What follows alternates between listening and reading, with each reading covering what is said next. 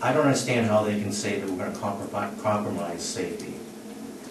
Over the past 6 years, you all can go back and do a little research.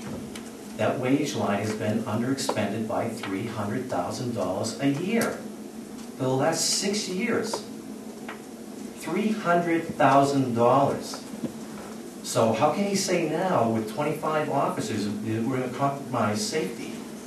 Doesn't make any sense to me. It was in 2005, I believe, that warrant article was approved to add the 5 officers. Well, that never really happened. And so you're looking at really 2006 budget, he still did not add those officers, and he still had excess funds. So if you're looking at $300,000 a year annually. Now back in 2005, they had a full complement was 24 officers. You're going to keep in mind, back then, they had excessive funds. I'm talking the last 6 years. So even when they had a full complement of 24 officers, they didn't fill those positions. So I don't understand how they can say that we're going to compromise safety. HPD is currently, they have 13 officers on their roster currently. But there's actually 22 that are on the road. So that's another thing. There is going to be some burnout there possibly. There's no question about it. And the makeup of HPD is totally different than most other PDs, and that's something I think the commission should research. You know, the command staff is very top heavy. I did take a look at a lot of other comparable towns, and our population is 13,483. And as I stated earlier at the last meeting, Goffstown has 17,605, so they're 30% larger. Right now, they currently have 28 officers. They were funded for 30. I'm not sure if the funding still remains for 30. I know they're in the process of hiring an additional officer. But just based on those numbers, based on their size, the population, and the number of officers at 28, it would bring us to 22 officers using their statistics or their information. And if you increase that to 30, it would bring our officer base to 23. But then I looked further and looked at, because they use some comparisons for wages and stuff, and I know Exeter was mentioned.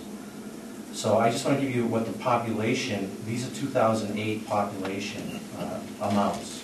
Exeter has 14,497, and they have 23 full-time and 1 part-time officer. What I'm going to give you here is just the population, and I'll give you the number of officers. Pelham has 12,454. That's the population. They have 19 officers. Amherst, 11,584. They have 23 officers. Milford has 15,164. They have 24 officers. Durham has 14,138. They have 20 officers.